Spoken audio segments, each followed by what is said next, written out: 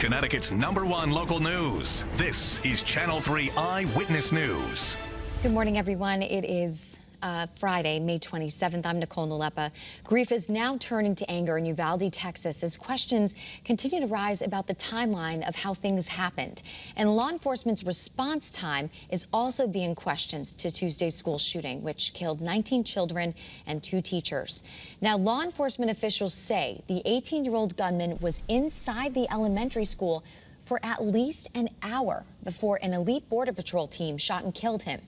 Authorities also say that the gunman entered the school through a door which was apparently unlocked before bursting into a 4th grade classroom and barricading himself inside. The initial officers, they receive gunfire. They don't make entry initially because of the gunfire they're receiving. But we have officers calling for additional resources. According to law enforcement officials, the gunman had over 200 rounds of ammunition and even more in his backpack. An official said it was a complex situation and that there were numerous officers right outside the 4th grade classroom. He said they were getting negotiators on site, but later added that the shooter didn't have any demands.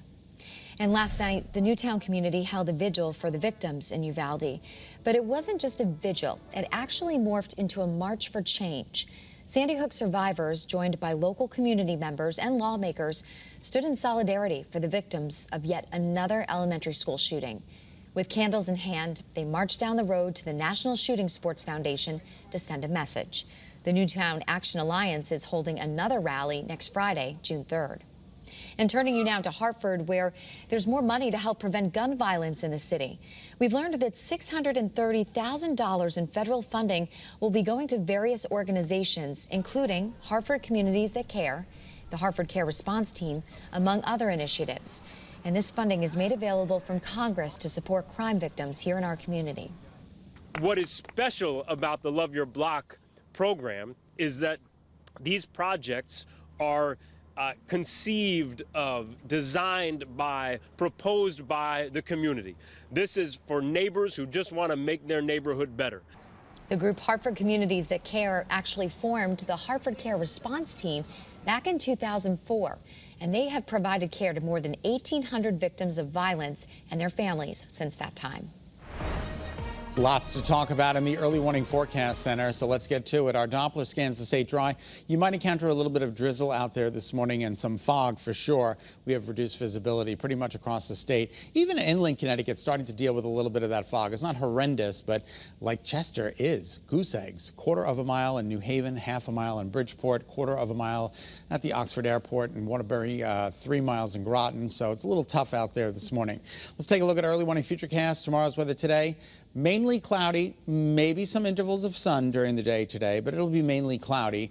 And then some storms roll in by 5 p.m. for northwest and southwest Connecticut. They'll trickle across the state periodically through about 8 p.m. right on into very early tomorrow morning. This is 1 o'clock in the morning, some storms in the state. And then it kind of winds down for tomorrow morning, but then they're back during the day tomorrow. You'll notice scattered showers and thunderstorms around 1 p.m., 2 p.m., and then it all starts to wind down, and by 6 p.m. it's gone. The Storm Prediction Center has placed northwest and southwest Connecticut in the strong to severe storm category. Again, you'll notice the green there. That is level 1. So not horrendous, but we do run the risk for some strong storms. And then tomorrow, unfortunately, it shifts to the north. You'll notice the green there in parts of northern Connecticut. So just exercise caution. Keep your eyes to the skies. If they look threatening, make sure you have a safe haven to get to in the event some of these storms roll through. Very foggy in New Haven right now. Not a lot of wind out there. More of the same at Bradley. You can see the fog in the distance there, but not too horrendous. And we've got some fog for you in Torrington. Good morning to you. We'll take you right now to Waterbury, where it's quite foggy as well. 63 degrees. Oh, look at the boats in the harbor. Which one do you want? I'll take number 3 to the left. My gosh, they're all so beautiful, right? Yeah. All right, 64, Plainfield, West Haven, 63. Look at the dew points rivaling those temperatures.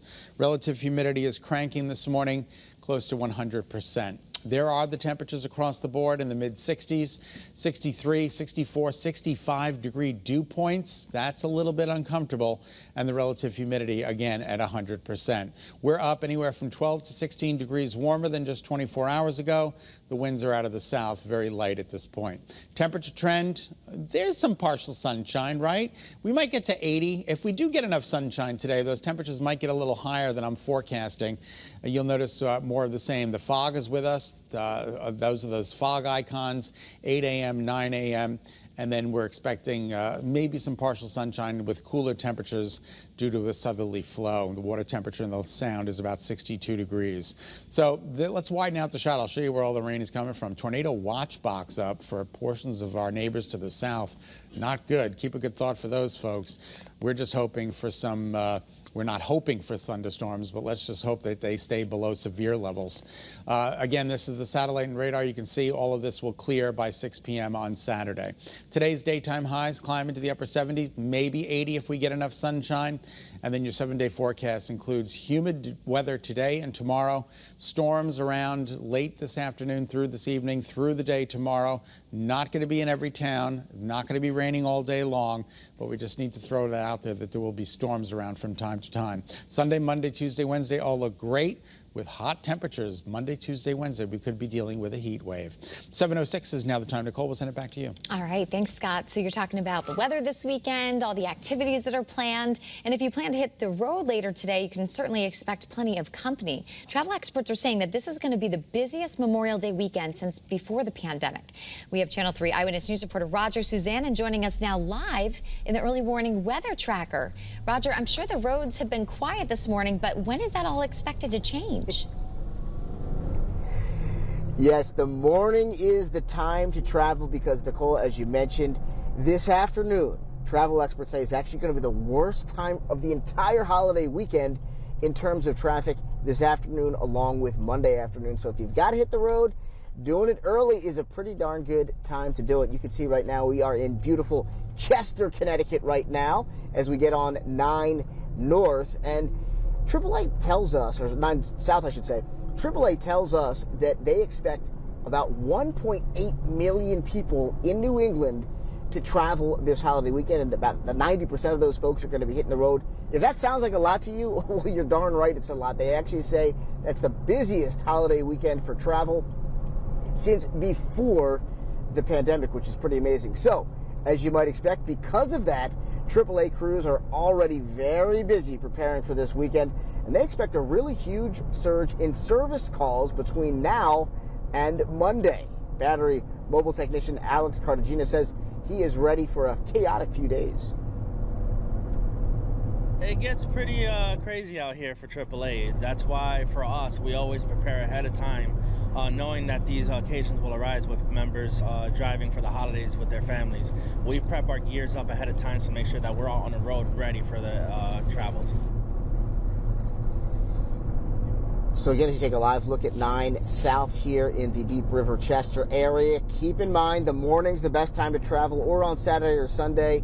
Lousy traffic could be heading your way Friday afternoon as well as Monday afternoon. And one more really important note is that you will likely see more disabled drivers pulling over to the side of the road.